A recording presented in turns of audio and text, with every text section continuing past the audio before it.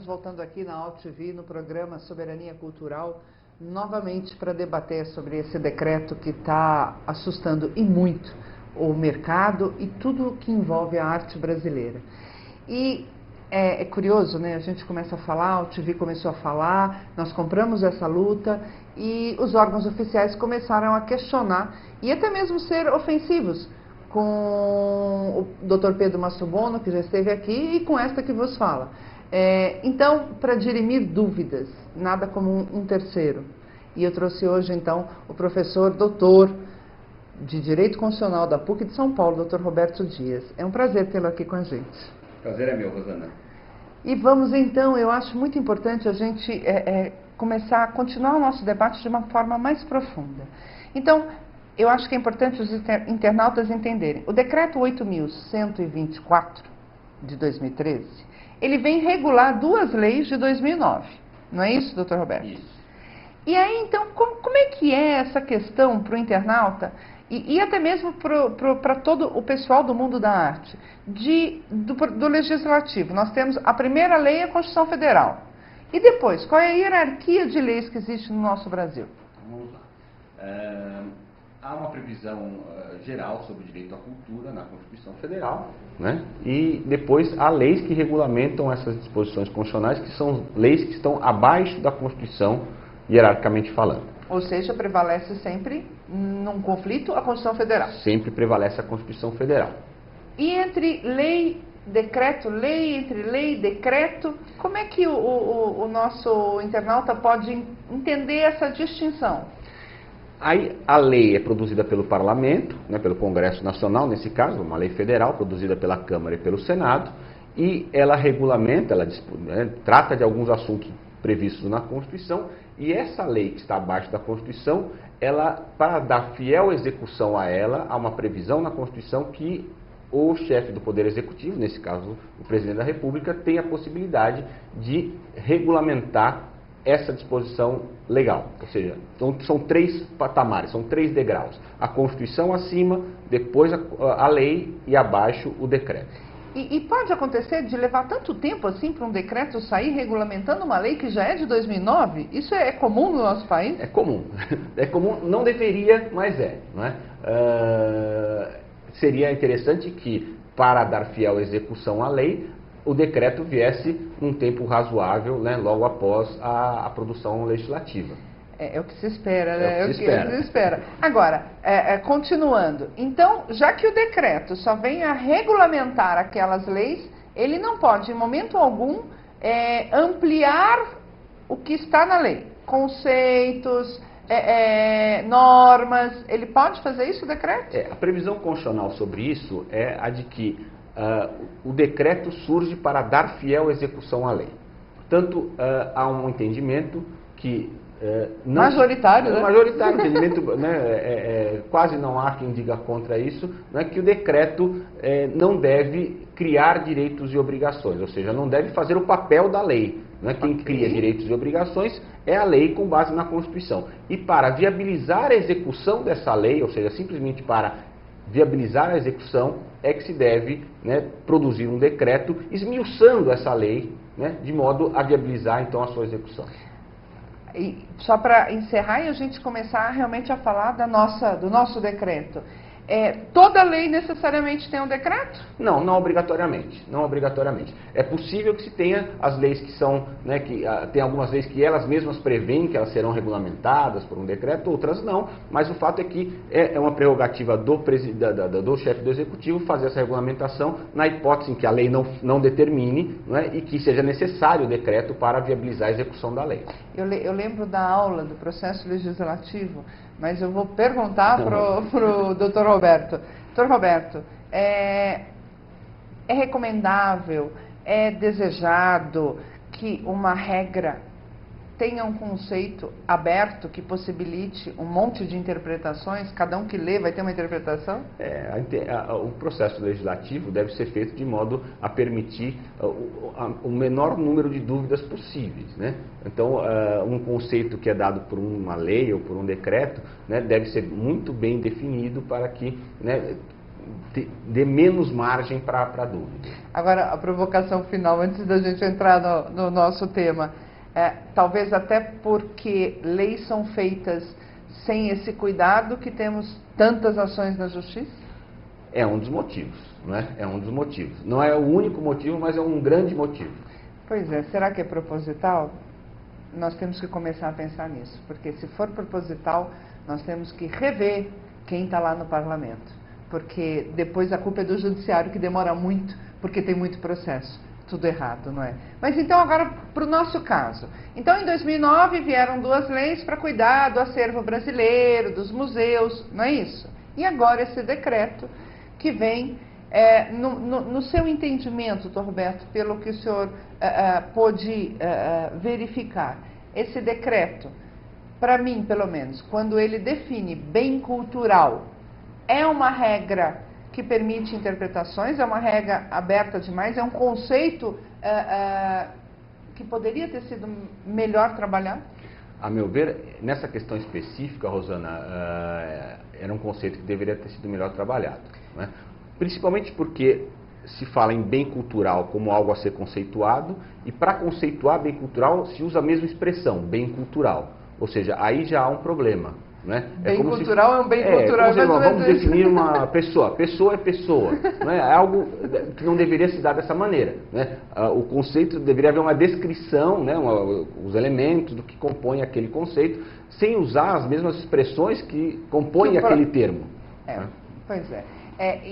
E no seu entendimento, qualquer coisa, mas qualquer coisa pode ser declarada bem cultural, mesmo não sendo uma obra de arte, até uma ponte. Né, aquela ponte que tem ali na Marginal de Pinheiros, né, que roubaram todas as lâmpadas, até aquilo eventualmente poderá ser declarado. Se a gente levar ao pé da letra a disposição do decreto, qualquer coisa poderia ser bem cultural. Pois é, desde que produzido pelo homem. Então, não é? Algo produzido pelo homem poderia ser um bem cultural. Agora eu pergunto, tinha que ter mais cuidado, não é possível. Já que levou desde 2009 para vir um decreto que tivesse um pouco mais de cuidado, até no português, né? Porque há termos, inclusive, que não estão nem no dicionário, né? É um termo que, se não me engano, não está no VOLP, né? Que é o vocabulário do brasileiro, né? Musealização, acho que não... Musealização. Ou seja... Não dá também para ter uma palavra que não existe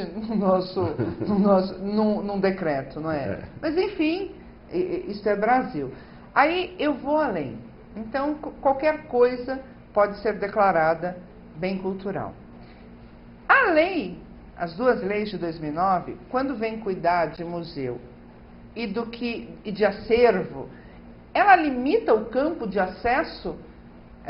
Eu quero dizer, a lei de 2009, quando ela fala do cuidado com o acervo das obras brasileiras, ela se refere só às obras que estão já nos museus, ou ela se refere a qualquer obra de qualquer artista plástico?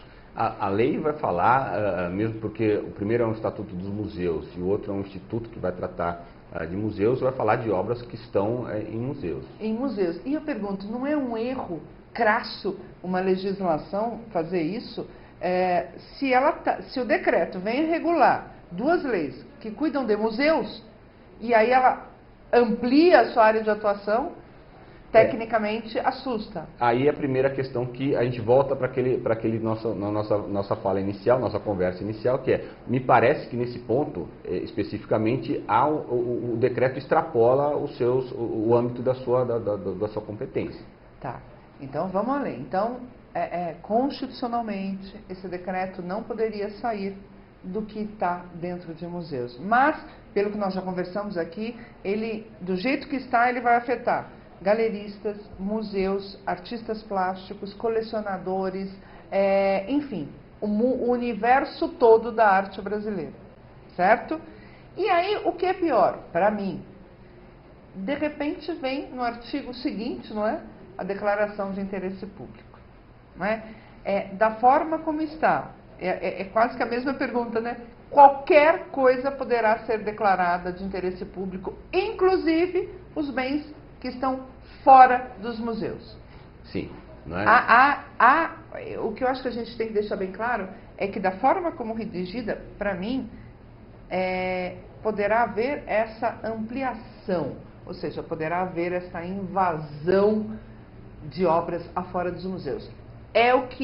É uma possibilidade que está contida no decreto. Exato. O decreto prevê essas possibilidades de, né, declarar de interesse público obras que estão fora dos museus, não é? E ao fazer isso, o que me parece ainda um pouco mais complicado é algumas previsões nesse processo de declaração de interesse público. Eu vou citar uma delas, que me parece a mais importante, é a possibilidade de vistoria, não é? Não se fala muito, não se esmiuça muito, mas quando se fala em vistoria, se pode pensar até mesmo em uma casa, em um bem privado, né, violando eventualmente, se efetivamente for esse entendimento, numa determinada ação para a declaração de interesse público num determinado bem, pode estar falando até mesmo de violação de domicílio. Né? Que é um direito constitucional. É um direito previsto na Constituição, que em casos muito restritos, não é, ele pode ser superado, esse direito, por decisão judicial, ou em casos outros, como por exemplo catástrofe, incêndio, etc., mas em outras hipóteses que não essas drásticas, só por decisão judicial. Ou seja, o decreto permite que um dos conselheiros, ou 3 ou 5, enfim, que o IBRAM determine uma vistoria na residência de um colecionador ou de um artista plástico para ver se a obra está sendo bem preservada. É isso. O que é inconstitucional. Chega a ser ofensivo, né? Um colecionador não vai preservar uma obra dele, não é verdade? Quer dizer, então, primeira violação à Constituição Federal, ao contrário do que os órgãos oficiais estão dizendo. De fato, como advogados, nós sabemos que uma regra que não é precisa possibilita toda essas, entre aspas, manobras. Mas vamos além, né? Não chega a invadir também o direito à privacidade, que também é um direito constitucional? Sim, né? Em última análise, quando se fala em proteção do domicílio, está se falando em proteção da privacidade. Não é? E se há uma possibilidade de violação sem determinação judicial, né, simplesmente por uma autoridade administrativa, por um órgão administrativo, se ele levar adiante essa possibilidade abstrata que há no decreto, não é? Há uma inconstitucionalidade, ao meu ver, violando não só o domicílio, mas obviamente a intimidade, a vida privada da pessoa. Agora, voltamos um pouquinho. O bem é declarado de interesse público. Não tem efeito suspensivo qualquer recurso que vier a ser intentado por museu, galeria, artista, contra o mesmo conselho, né? Então, 3 conselheiros decretam uma obra de interesse público e os outros 21 vão avaliar se é ou não interesse público. Esse não ter direito a efeito suspensivo na decisão também não fere o direito de defesa garantido na Constituição Federal? O que vai acontecer nesses casos, provavelmente, é que essa questão vai ser judicializada. Novamente. Né? E depois falam que a culpa é nossa, né? De judicializar. Né? A pessoa vai querer levar, se ela questiona esse ato, e esse questionamento não tem um efeito prático imediato, sem dúvida ela vai ao judiciário para obter esse efeito prático. Então já estamos com 3 violações constitucionais. Não é? Até agora. Agora, me preocupa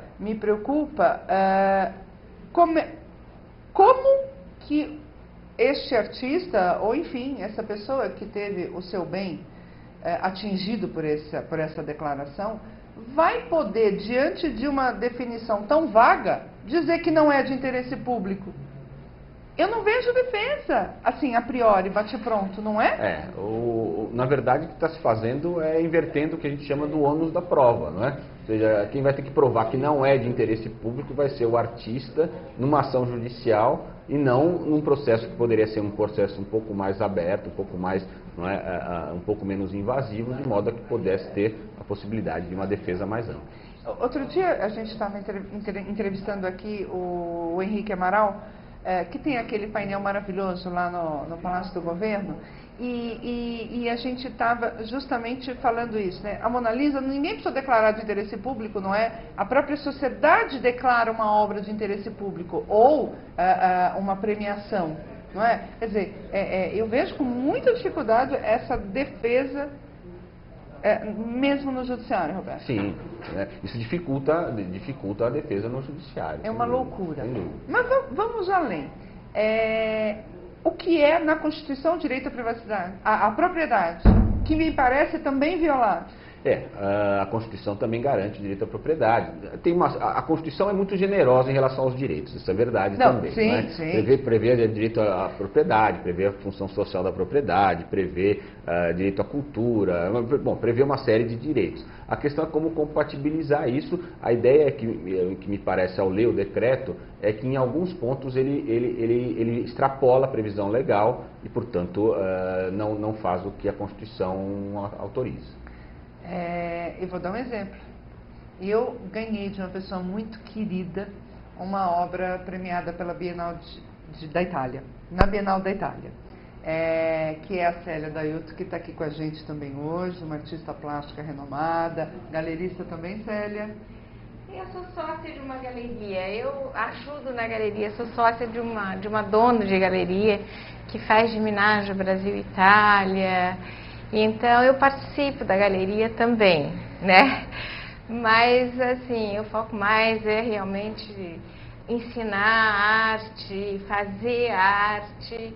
Agora mesmo eu estou com a galeria, tomando conta da galeria, porque ela foi para a Itália fazer umas exposições lá. Então, veja, eu ganhei uma obra de arte premiada. Eu detenho a propriedade material dessa obra. Mas a Célia detém os direitos autorais dessa obra e a família e os herdeiros da Célia por mais 70 anos após o desencanto, né? O encanto, como falam. Pelo decreto, não há também um risco de violação da lei dos direitos autorais, Roberto? A possibilidade de uma violação à propriedade, que tem a ver com propriedade, não é? A possibilidade de violação à propriedade nesse caso, como você menciona. Ou seja, 4 violações da Constituição Federal. Célia, como é que você recebe, você como artista, recebe esse decreto? Até por não ter o domínio jurídico, fica mais assustador? Fica porque a gente tem muito pouca segurança. A nossa profissão é uma coisa que a gente não tem, da parte da instituição, governo, nós não temos respaldo nenhum. Inclusive o artista plástico até hoje não é reconhecido como profissional. Ainda nós não conseguimos isso. Nossa, que barbaridade. Então, para a gente poder ter uma garantia de uma aposentadoria, de alguma coisa assim, tem que ser recolhido como artesão. Artesão agora o artista plástico não é. O plástico não é. Então, eu acho isso absurdo, né? Um decreto desse, né, a partir do momento que você nem é reconhecido como um profissional, né, liberal e tal, mas um profissional que tenha todos os direitos que todos os outros trabalhadores têm. Então a gente não tem suporte. Agora, é uma coisa complicada. Muito, né? E outro dia a gente estava falando assim, um temor de que as galerias deixem de investir em novos artistas, porque eu fiquei sabendo, Roberto, que a galeria compra, sei lá, o acervo daquele artista novo, paga, me parece que um percentual menor do que os 100%. Isso é muito bom para o artista, porque ele recebe um dinheiro legal e a galeria acaba, né, tendo este patrimônio. Você imagina se no dia seguinte à aquisição de um acervo desse vem uma declaração de interesse público. Você congela economicamente todo o investimento. Isso aí esbarra em uma outra questão que talvez seja a livre iniciativa, né? Como conciliar a questão da livre iniciativa com a questão da preservação do patrimônio cultural brasileiro, por meio de um decreto que, como a gente comentou inicialmente, trata de alguns conceitos de forma muito ampla. Ou seja, me parece que é possível fazer essa conciliação, lógico, desde que as normas sobre esses temas sejam normas que definam de forma muito mais clara, de maneira muito mais precisa, do que se está tratando, né? fugindo um pouquinho daquilo que você falou, que é da insegurança. Não é? No momento em que a lei, ou o decreto, nesse caso especificamente o decreto, amplia muito alguns conceitos previstos na lei ou na Constituição, e isso cria insegurança. Né? Porque a princípio tudo pode acontecer. É isso. Ninguém até roubarem a sua imagem, ainda mais hoje com essa facilidade na internet, né? Você roubou uma imagem é uma coisa muito fácil, né? É tranquilo, né? E hoje existem recursos para fazer flotagens, giclês e etc, né? Explica o que é plotagem, né? São cópias de obras de artista que se faz, lógico, com o consentimento do artista, né? Que ele pode fazer uma cópia em canvas, em tela, né? E sai exatamente igual à obra. Inclusive com relevos. Inclusive com os relevos. Entendeu? Existe uma tecnologia aí fantástica, né, para fazer isso. Inclusive tem artistas que fazem isso e até eles podem interferir nessa obra, o próprio artista, e torná-la original. Nossa! A partir do momento que o artista interfere num giclê, numa plotter, ele faz a obra como original, ele torna a obra original, entendeu? Lógico que ele vai vender, porque a gente tem esse critério, né? Vai vender com preço muito mais barato, mais em conta do que a obra original realmente, né? Mas isso, qualquer pessoa pode fazer. Até tirar uma parte da sua imagem e aproveitar e interpretar da forma dela. É fácil. Barbaridade. Entendeu? E, inclusive, o decreto fala também das réplicas, né? Porque hoje você tem um número X de réplicas que você pode fazer. Isso é importante. Você tem que ter esse critério, né? Você não pode ultrapassar daqui. E são quantas? Olha, isso depende de cada artista. Ah, depende de cada artista. Cada artista. Eu, por exemplo, não faço mais do que 4. Tá, entendi. Entendeu? Eu tomo muito cuidado com isso. Mais do que 4 eu não. E em todas eu interfiro. Ah, que barato. Em todas eu faço questão de interferir, né? Um giclê.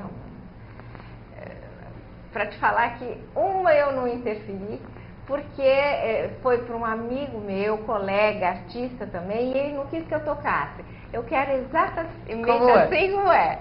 Você não põe mais nada, eu quero assim. É um artista francês também famoso já, e então ele não deixou. Mas eu gosto de personalizar a coisa. Pois é, vamos ver o decreto como é que fica, né? Pois é, a gente precisa brigar pelos nossos direitos, Precisam, né? Vocês têm que se unir, né? A gente está aqui ajudando, não é, Roberto? Mas vocês têm que fazer a força de vocês. Até porque, Roberto, eu fiquei sabendo que é um mercado que mobiliza bilhões de reais. Bilhões. Então, é algo que também afeta a economia brasileira. Sem dúvida. Não é? Sem dúvida. Então, né? A economia, a cultura, né? É muita coisa envolvida. Agora, nós falamos já de 5 violações, né? Porque chegamos na livre iniciativa. Não é? Também o direito de imagem, não é isso? É muita coisa. É muita coisa. Eu vou pedir um intervalo rapidinho e a gente volta já para tentar fechar um pouco esse tema, porque semana que vem o MUBI vai fazer um debate muito legal.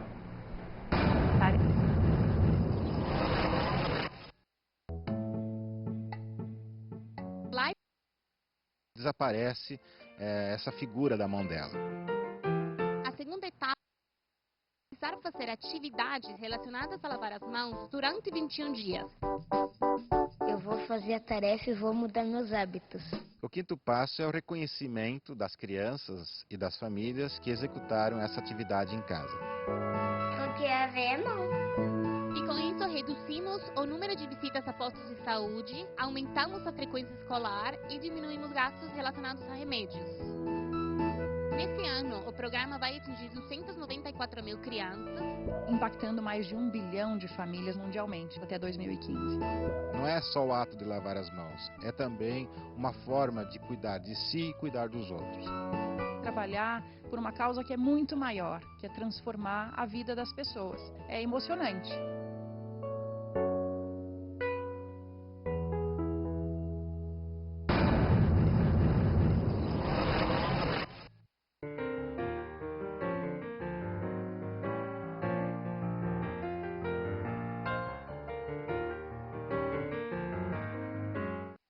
Nós agora vamos continuar essa luta aqui. Já deixar avisado, dia 20 de novembro, semana que vem, quarta-feira, é feriado municipal, sim, mas eu acho que quem está envolvido nisso não pode... Tem que ignorar que é feriado, né, Célia? Sim. Porque é uma grande luta. O MUB está promovendo um grande debate. Nós convidamos a ministra da Cultura, a Marta Suplicy, que é a mentora de tudo isso que nós estamos debatendo, o secretário da Cultura Municipal, o secretário da Cultura Estadual, o Dr. Roberto Dias vai estar lá, eu vou estar lá, o Dr. Pedro Mastrobono vai estar lá, a OAB vai estar lá, a Associação dos Advogados do Estado de São Paulo estará lá. Enfim, é um debate porque nós temos que chegar à conclusão, porque se for entendimento majoritário que é inconstitucional, eu entendo que o Madin vai ter que entrar no Supremo, não é isso, doutor Roberto? Teria que se questionar judicialmente. A medida a gente tem que pensar ainda, né? Se é que é possível, etc. A princípio, me parece que alguns pontos têm problema. Algumas coisas. Alguns pontos têm problema. A medida que deve caber ou não ainda se... Eu acho que é prematuro. Né? Eu acho que deveríamos pensar primeiro no diálogo. Ok. Né? Eu acho que o diálogo sempre é mais produtivo num momento como esse. O decreto é recente, né? Todo mundo está lendo, está estudando, está verificando. Alguns têm posições num sentido, outros têm posições em outros. Eu acho que um debate como vocês estão promovendo no MUB é interessantíssimo, exatamente para colher essas informações de todo mundo, saber quais são as posições favoráveis, desfavoráveis, quais são os pontos bons, quais são os pontos ruins do decreto e verificar. Tem algo a se adaptar, tem algo a se mexer, é possível se mexer, né? Ótimo. Então eu quero saber. Então, assim, falar para os nossos internautas. Então vamos imaginar que saia desse debate uma carta final. O decreto pode ser alterado de livre e espontânea vontade? Como é que isso pode tramitar de uma forma amigável? Porque se não for amigável, a gente já sabe que é judicial. Exato. Você tem dois caminhos básicos. Um caminho a partir mas de vários debates, chegar a um consenso de que há pontos que não estão bem postos e espontaneamente o poder público alterar essas disposições, ou a parte que não se sentir convencida de que aquilo está daquele jeito, o poder público bate o pé e diz, não, isso está certo, não tenho dúvida nenhuma da constitucionalidade, da legalidade desse decreto, e uma outra ala vai dizer, não, isso aqui está errado, isso vai ter que acabar no judiciário. Acho que não vejo outra opção a não ser essa. Mas eu acho que a tua posição foi brilhante. Vamos tentar o diálogo, não é? Primeiro, eu acho que você tem toda a razão. Vamos debater para realmente... eu acho que o mundo jurídico decidir ou ver quem acha que é inconstitucional ou que é constitucional. Tem argumentos fortes, às vezes, de um lado. Dos dois lados, do outro. exatamente. Lógico, também a gente falou de algumas questões pontuais, não é que o decreto é imprestável, não é? O decreto tem questões importantes que são bem delicadas. Eu acho que o objetivo é muito legal, tem uma boa intenção. Mas o decreto me assusta, por exemplo, a parte onde o IBRAM conflita com o IFAM. Exato. Também que já existe há anos, há décadas, numa sintonia muito legal com o outro lado. Exato. Né? E como é que vai ser esse conflito? Né? Me preocupa também. Aliás, isso poderíamos dizer que é uma intervenção? Como é que isso é visto? Não sei se pode se falar uma sobreposição de competências ou, eventualmente, uma desarticulação em algum ponto do IFAM, não é? não sei como eu definiria ainda nesse momento, que é muito recente tudo, mas sem dúvida há uma esfera do IPHAN que está sendo atingida pelo IBRAM. Pelo IBRAM. E também me preocupa o ônus que está sendo imposto aos museus. A gente sabe que os museus hoje vivem com muita dificuldade, vivem de doações, não é isso, Célia?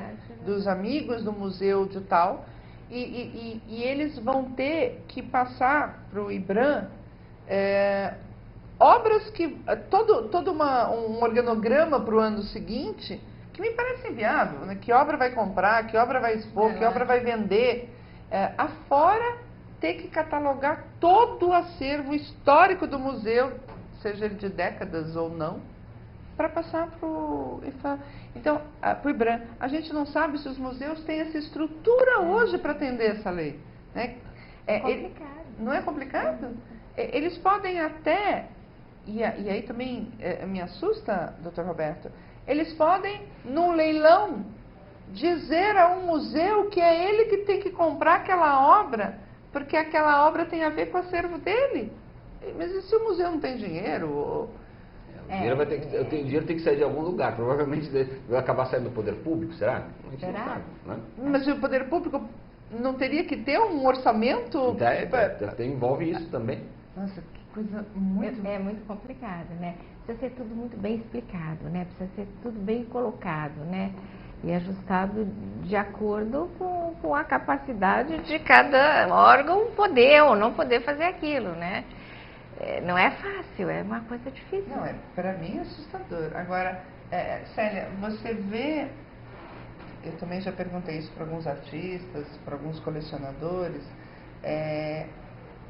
será que vai haver uma retração na exposição, na divulgação? Será que os colecionadores vão dizer que tem obras, talvez com medo?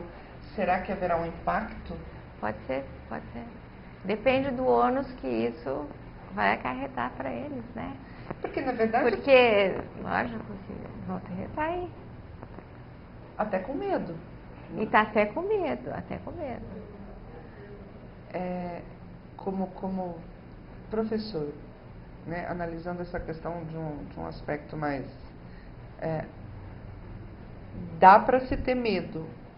Aliás, como cidadão, não é nem como professor, como consumidor final de uma cultura, de uma obra. Tudo leva a crer que, em razão dessas conceituações ou dessas previsões muito abrangentes do decreto, e que em alguns pontos extrapola a previsão legal, isso parece que pode criar algum receio, tanto dos artistas em divulgar com receio de, bom, será que isso aí vai ser declarado de interesse público? Então eu não quero que seja declarado de interesse público, porque eu vou ter muita restrição de propriedade, etc. Não é? Isso pode causar uma retração. Causando uma retração, isso tem dois problemas. Eu acho que um problema que é um problema jurídico, que afeta a questão da livre iniciativa, e um outro que é um problema econômico, porque na verdade se você tem menos oferta, você provavelmente pode ter um aumento do custo daquelas obras. Sim, né? sim. Pode acontecer um aumento do custo. E de remessa para fora também das obras. E isso é muito importante, porque já é caríssimo a remessa para fora. É uma coisa absurda. Não, mas vai sair clandestina. Vai levar embora para deixar na França, na Itália, sei lá onde, Portugal. Nem pode mais, viu? Você não pode deixar ficar mais de 6 meses. Quando você leva para uma exposição fora, antigamente você podia deixar para o outro ano aquela obra para poder já participar de uma outra exposição. Hoje em dia já não é mais possível isso. Sendo ela dona da obra. Retornar para o Brasil, você entendeu? Que é um custo enorme. Que é um custo enorme. E no ano seguinte voltar. E vai ser todo o mesmo custo de transporte, seguro, que é caríssimo. Me disseram que para você trazer uma obra, você paga 100% da obra. Se ela está lá, né? Não em trânsito, mas se ela está lá, você paga 100% do valor da obra para você trazer ela para o Brasil. É assustador, porque se a intenção é promover o acervo brasileiro, como que você vai cobrar tão caro? É uma coisa que é ruim para o artista, é ruim para a galeria, o pessoal que faz esse trabalho de levar principalmente os artistas brasileiros para fora, divulgar a nossa arte lá fora, né? Fica difícil também para a galeria porque vai ter que aumentar o preço do transporte para o artista e de repente vai ficar inviável. Pois é, que é um risco que não é só do decreto, eu acho que envolve mais coisas, né? Não é só esse decreto. Doutor Roberto, lá no MUP a gente vai ter o outro lado, né, para nos contrapor. Mas se o senhor pudesse passar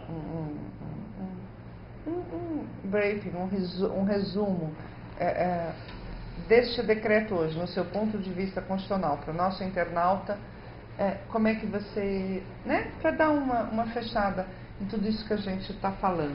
Como a gente viu, Rosana, eu acho que tem alguns problemas no decreto, problemas sérios, né? Alguns problemas relacionados à conceituação, né? Então, bem cultural é um problema sério, se utiliza a expressão bem cultural que está sendo definida na definição, né? Isso já é uma questão bastante importante e amplia tremendamente o que é bem cultural, a ideia do que é bem cultural.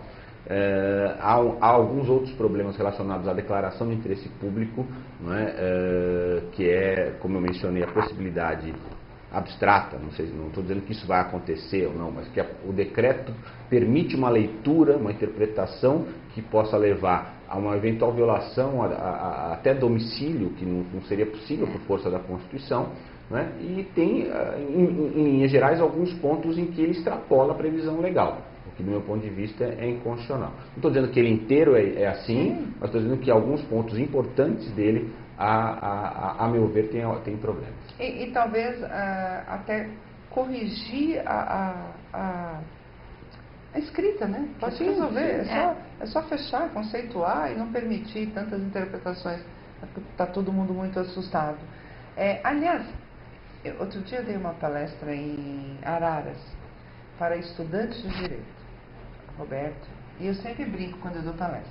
Bom, então agora eu vou começando aqui dessa fileira e cada um vai citando um dos direitos do artigo 5º da Constituição Federal, tá bom? Tudo estudante de direito, Roberto. Aí você começa a ver a plateia, não. Aí eu brinco assim, que vergonha, né? Eu tenho a impressão que não vai passar dos 15, exagerando, não é isso? Você como professor, você está sentindo isso também no meio dos... Eu não sei se você dá aula de constitucional para outra carreira. Não, só dou aula constitucional na mas você dá para mestrado, né? Na Você graduação, no mestrado. Na graduação. Na graduação e no mestrado, na especialização. O que você falaria? Por que o brasileiro tinha que conhecer pelo menos o artigo do 1 ao 6º, vai? Não é? É verdade, é verdade. Eu acho que tem uma questão aí que em direito a gente chama de educação em direito, né? Fala. A possibilidade de difundir os direitos previstos, não só constitucionalmente, mas legalmente, mas também nos tratados internacionais, ou seja, há uma obrigação do poder público e da sociedade, no modo geral, de divulgar de forma ampla os direitos das pessoas, né? E a gente não percebe que isso acontece com a ênfase que eu imagino que deveria acontecer. O pessoal tinha que ler mais, né? Seria importante. E você como professor ficaria... Eu acho que do 1º ao 6º tá legal. Você ampliaria um pouquinho mais? Bom, aí tem um monte. Eu colocaria lá o 196, 198, 225, 216, você tem lá saúde, educação, que estão lá no 6º, né? Que estão lá no 6º. Eu acho que só para começar, né? Para começar. Mas a nossa Constituição é muito generosa, isso também é um problema, não é? Ela é muito generosa em direitos. E aí eu estou te provocando mesmo e aproveitando a tua expertise. Qual seria, no teu ponto de vista, seria um problema ela ser muito generosa?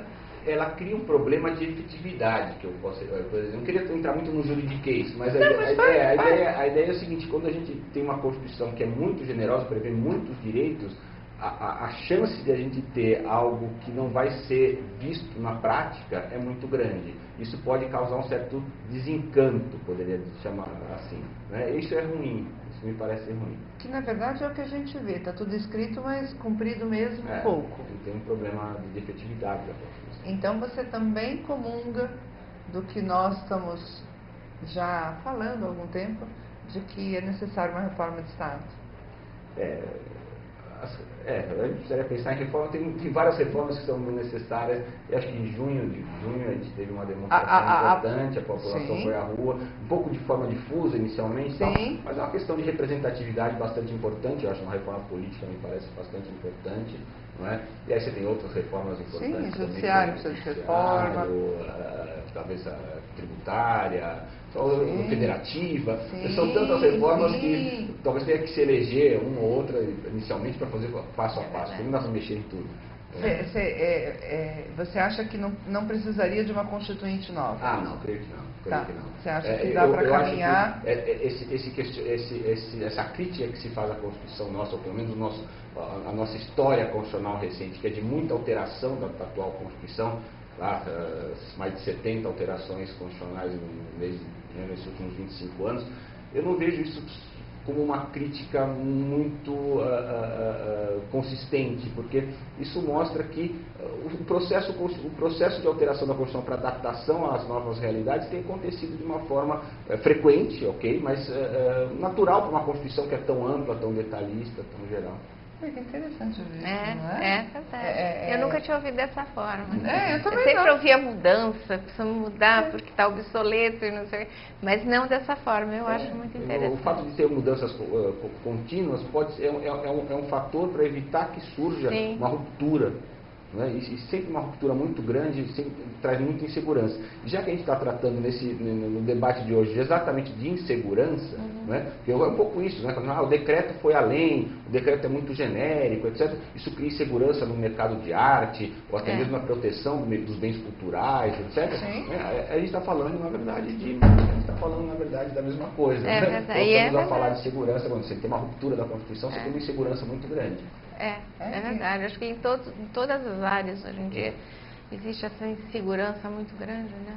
E o Roberto lá no debate do MUB vai ser o constitucionalista, né? Porque eu já adotei meu posicionamento, o Pedro também já adotou o posicionamento dele, a ASP estará lá, o AB estará lá, e o Roberto será o nosso constitucionalista, que eu acho brilhante essa postura de um bom senso, né? Se for possível, aí a Rosana que já está falando. Se for possível, com bom senso, tudo se resolverá, não é? É melhor, assim, então mais fácil para a sociedade, não é? Mais fácil. Mais rápido. Não é? Nosso programa está chegando ao fim. Semana que vem, quarta-feira, a essa hora, estaremos lá no MUB, a OTV ou fará a transmissão ao vivo, ou pegará os principais momentos do nosso debate, mas quem tiver interesse, quem estiver envolvido, compareça. Eu acho que é o ativismo, é a militância na luta, cada um do seu setor, do seu direito. Eu vou passar agora a palavra para os meus convidados, agradecendo já a visita. Célia, muito bom ter aqui com você, te admiro muito. Foi muito bom. Quem quiser conhecer a artista, entra no Google, Célia D'Aiuto. Bárbaro, ela realmente é fantástica, fantástica. Obrigada por ter vindo. Obrigada. Muito obrigada pela oportunidade de estar aqui representando a nossa classe, né?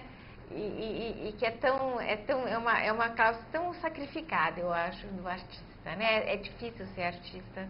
A gente precisa amar muito o que faz para continuar adiante, né? Então, eu acho muito importante nessa hora a gente estar unido e estarei lá, né, no dia, e representando, e junto com os meus amigos, com os meus colegas, porque para nós isso vai ser muito importante, eu acho. E que seja da melhor forma possível, né? Se Deus quiser. E o Roberto Dias, meu colega, professor de Direito Constitucional, professor doutor de Direito Constitucional da PUC São Paulo. Muito bom você estar aqui, os esclarecimentos, eu acho que veio balizar, veio tirar eventual disque, porque uma coisa é certa, não é, Roberto? Tem que ser debatido, porque tem algumas coisas que não estão certas. Muito obrigada por você ter vindo. Eu que agradeço, Rosana, foi um prazer. É sempre gostoso, sempre instigante, né, debater esses temas que envolvem direito constitucional, mas também envolvem outras áreas, envolvem cultura, envolvem uma série de outros A temas. própria sociedade, né? E ele fala apaixonado dos direitos, é muito gostoso ouvir isso, né? Eu tenho a impressão que ele vive a Constituição assim... Dia a dia, Dia e noite. E olha, ele saiu da PUC correndo lá, terminou a aula, veio correndo para poder estar aqui com a gente. Muito obrigada. Eu que agradeço. Dia 20, então, quarta-feira da semana que vem, o Soberania Cultural estará lá no MUB.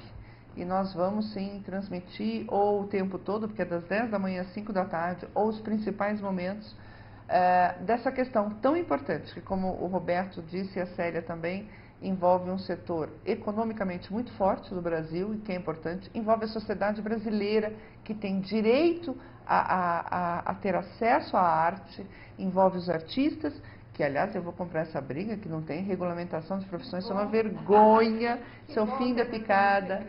Não, você não tem a dúvida, porque é o fim, não é?